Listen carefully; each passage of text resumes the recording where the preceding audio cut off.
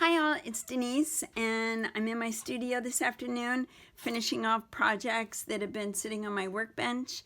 I just finished the little book Assemblage with the Life of Bees, and now I am going to finish this one off with finish this off, and for some reason I really struggled this one and it started out so easy. This is actually an Apple TV box, and I love the Apple boxes because they give you such great little surfaces to work with. Here's a couple that I'm working on right now, if I can get my hands on them. I believe this is an iPad box. Woo! Oh, that wasn't very smart. I dumped all my, I know what I'm going to put into this box, and they were all sitting in here, so but this is, and I'm pretty sure it was an iPad box.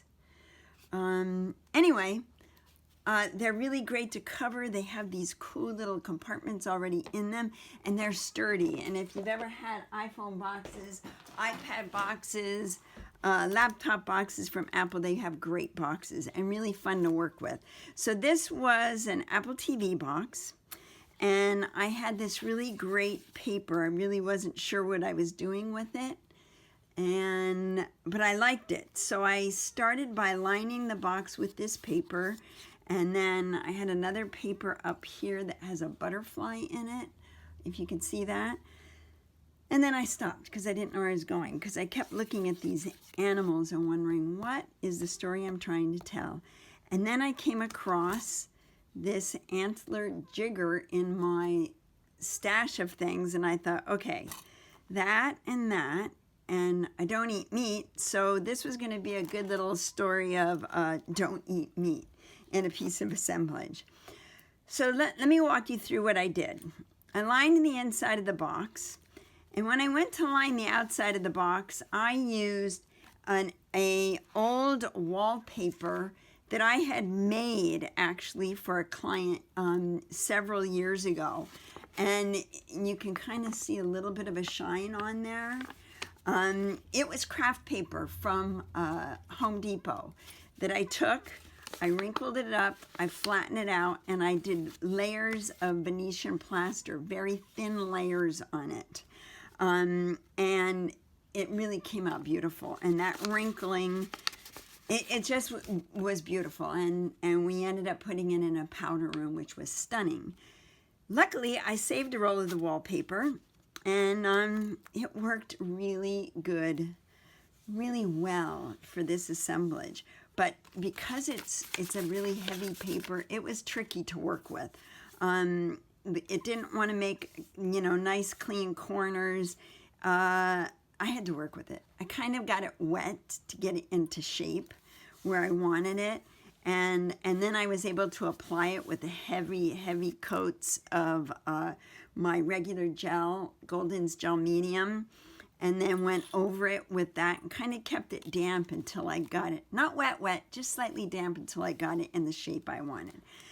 Finally, I got it all done, and my edges didn't meet up, so thank God for washi tape. And I'm surprised at how many people don't know about washi tape. Let me grab some. For those of you who don't know washi tape, it's this awesome tape that comes in so many great patterns, and it comes in handy when you're doing assemblage or really anything, making cards, playing, whatever. I had musical notes on the paper, and I have a washi tape that has musical notes on it. So I was able to finish it out and trim it in the musical notes. Musical notes and not eating meat don't mean anything together, I don't think, but it doesn't matter, it looks good. And that's what I was going on. So now, how am I going to attach this cool thing to the top? I wanted it to be like this. Because there's no way I was going to be able to get up through here. So what I did was I took a scrap piece of wood, and I've always got these little scraps laying around because I don't throw things away, and they always come in handy. I covered it with the paper. I drilled holes with the handy dandy power tools, drilled holes through my little wood, my covered wood, through the antler, which smelled kind of weird, and I attached them. So now what I plan on doing is I'll be able to just glue this to the top of the box and not have to worry about taking screws up into there. I also have some really great words from a game. I can't think of the name of the game. Somebody gave this to me, but the words I've chosen are ravenous and a mouthful. And I've also put in here the word precious. So if you want to tie all those together and how precious our animals are, and don't really need to eat meat, but that's my thing. That's not everybody's thing. So to kind of tie that together, I've got that. I've got a little flower frog, which is spiky, and a little sheep. It looks like a little sheep that I've made a wire lasso and kind of hung him on there. And he's going to live right there. This is my big plan. And I've already cut a piece of glass, and it's going to slip right in there, and with just two little points of glue, a point of glue at each corner, should hold this in, and I won't have to do anything to cover it up. I'm thinking it's going to fit perfectly, and I won't have to add anything else to frame it. And then I have these kind of cool little rusty metal things. I think I'll put one right across the top there. So that's my plan. And of course, as you know, I always like to finish things off, and I found this really great picture of a very soulful cow. Who could eat that? So that's what I'm doing.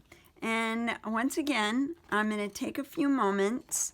It's pretty self-explanatory how it goes together. It's just a really great box. You line the inside with whatever papers that you like. Line the outside. Make sure to add something to the back because it's just makes it a little bit more special and finished off. And how I put together my handle, I do like things that are outside the box. So that's going to sit really nicely. And then you can just add whatever you want in there. Could be anything. Whatever your story is that you're trying to tell. On this one, I don't need very much because I've got these great little drawings of a deer and a steer and a unicorn. Who could eat a unicorn? And I got this great little silver pig. He's darling. He's precious. So that's all my elements. Let me put them together and I'll come back and show you how I did it. Or that I did it. You've already seen how I did it. Hang on, I'll be right back. Okay, here is this one all finished. And I had a few struggles with this. It didn't shove down, the glass didn't shove down completely smoothly once I had covered the box with papers and took up room. So I had to do a couple little repairs in the corners, but I think I'm going to be fine. This little guy that I really liked, I don't know where I got it. It held something together. I have two of them. Instead of gluing him down, I took a paper clip and cut off the rounded edges and created some little U-hooks so that it's in there, but it still moves, and I like moving parts. This was a real challenge to get on because I didn't get it straight. And I used hot glue, which made it then a little trickier to take off and straighten it, but I seem to have managed it. And then when I put it on the opposite way, which means you couldn't have read the words from the front. So I had to take it off, do repair work, turn it around, and I think I'm done. I think I'm pretty happy with this piece. I have my little sheep in there. Let me see, get the light on the little flower frog. I have my tape going around cleaning up the edges. I've got my sweet little cow on the back. And not all pieces go together as easily as some. Makes it a little bit more challenging, but a lot more fun. And this is my finished piece. and it's all about not eating meat. So there you go. Hope you enjoyed it. Hope you like it. Hope you use an apple box and for some of your assemblage pieces, because they're really wonderful, and we all have them laying around. So enjoy and give it a try, and I'll see you again soon. Bye.